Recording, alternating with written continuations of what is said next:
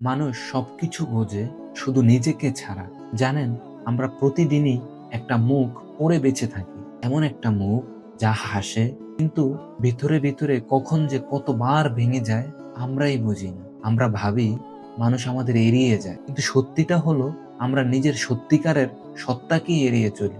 সবচেয়ে অদ্ভুত ব্যাপার হলো, জীবনে যত প্রশ্ন আছে তার অর্ধেকের উত্তর আমরা নিজেরাই জানি, কিন্তু ভয় পাই সেই উত্তরটা স্বীকার করতে। কারণ সত্যিটা যত গভীর হয়, ব্যথাটাও ঠিক ততটাই নিঃশব্দ হয়। আমরা মানুষ হারালে কাঁদি, কিন্তু নিজেকে হারালে নীরব হয়ে যায়। এই নীরবতাই একদিন শেখায় জীবনের সবচেয়ে কঠিন লড়াই সবসময় বাইরে না, ভেতরে, নিজের সাথে নিজের। অদেখা ভয়, অদেখা শূন্যতা, অদেখা প্রশ্নের সাথে।